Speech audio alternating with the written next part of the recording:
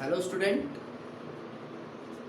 today we are going to start the discovery of anode rays, that is the discovery of proton. You know very well that we already talked about for the composition of the atom. You know that in an atom the three fundamental particles, that is the electron, proton and neutron, are present. But question is that where how the electron is discovered, how the proton is discovered, so on.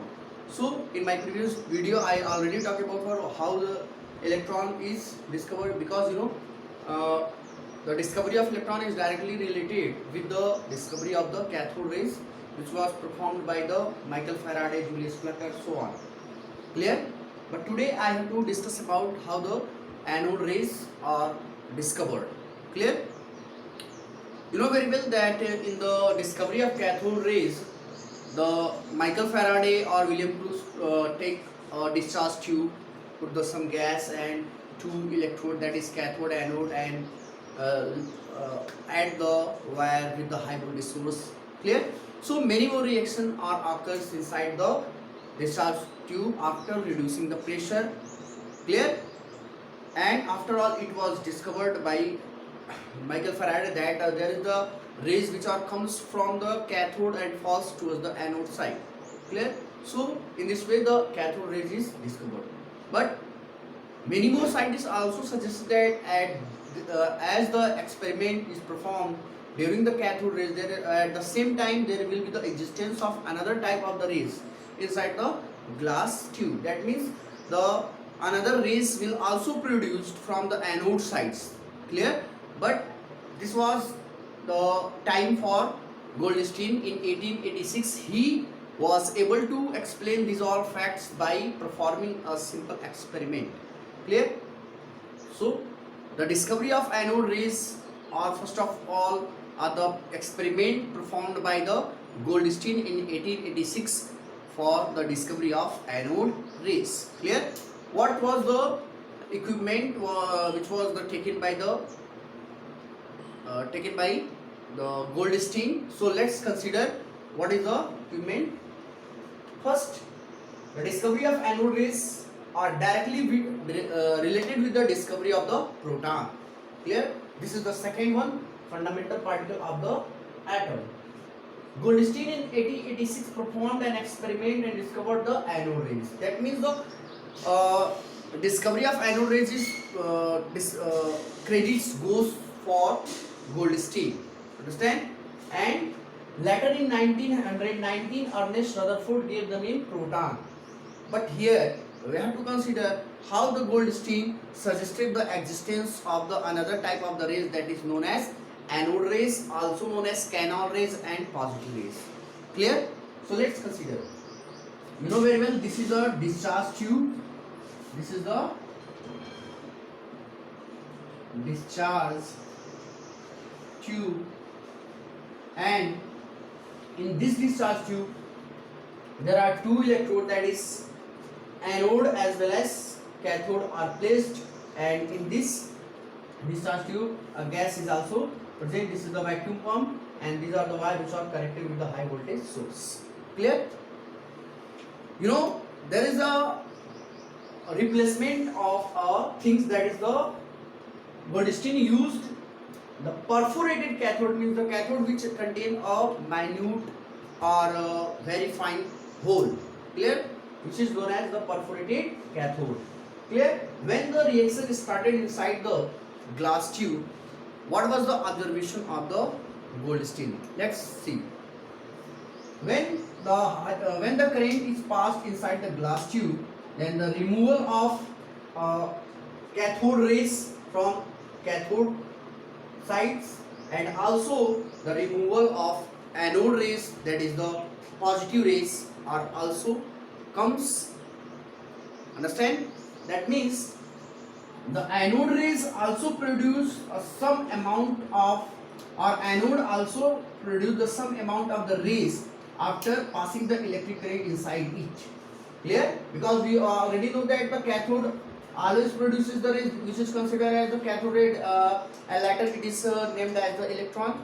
But here the anode is also responsible for the production of, not in a greater amount but also in a smaller amount these anode rays are produced. And he also used the perforated cathode to check out the existence of the anode rays, because when the anode rays will comes in contact with the these negative charge, that is the positive charge, then it will be neutral, but some of the anode rays will also passes through its hole, and this is the clear verification for the existence of the another type of the rays, and that rays is known as anode rays. Clear?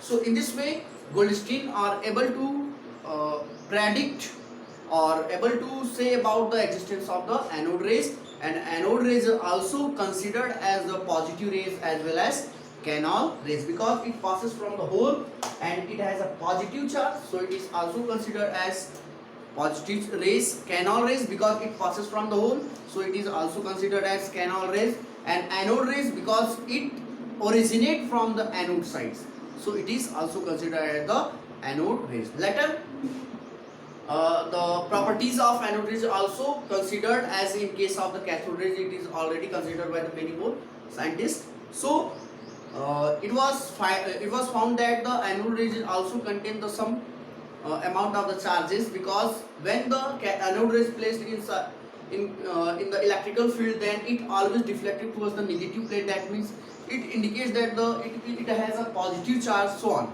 Clear?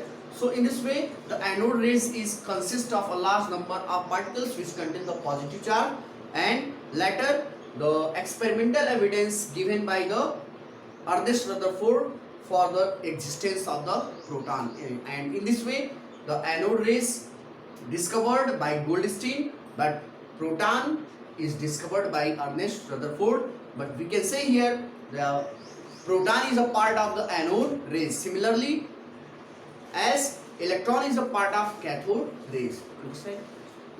I will talk about for how the third fundamental particles, that is the neutron, is discovered.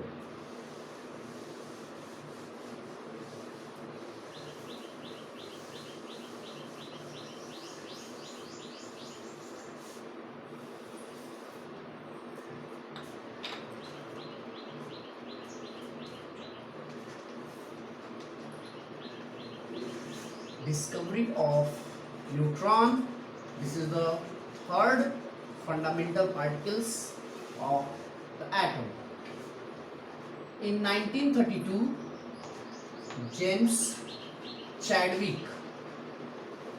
was a chemist or scientist who gave the idea of the third fundamental particle, which is considered as the neutron. Why it is considered as neutron? He performed an experiment, and the experiment was that he bombarded the beryllium nucleus, that is 4Be9, with the alpha particle, that is 2He4. Then he found that after the bombardment of the beryllium nucleus with the alpha particle, it will changes into the carbon nucleus, and this is the beryllium nucleus. This is the carbon nucleus, that means the carbon, and this one is the neutron. Yeah. So the experiment performed by the James Chadwick was that he bombarded the beryllium nucleus with the alpha particle, and when the bombardment is carried out, then the beryllium nucleus changes into the carbon nucleus, and along with it rays is also produced, and this rays is when placed in the electrical field as well as in the magnetic field, then there will be no any deflection will occur in case of this rays or this particle, because this rays are does not deflect towards the positive or negative plate, and this clearly indicate that it has no any charge, because there is no any deflection when we place this rays in contact with the electrical field as well as in the magnetic field. Understand? So in this way the third fundamental particle, that is the neutron, is discovered by the James Chadwick after the bombardment of the beryllium nucleus with the alpha particle. Clear? So in this way we can say here that the whole, or means the third or all the three fundamental particles are discovered in this way, and later I will talk about for what is the structure of the atom in my next video. Thanks a lot for watching my video.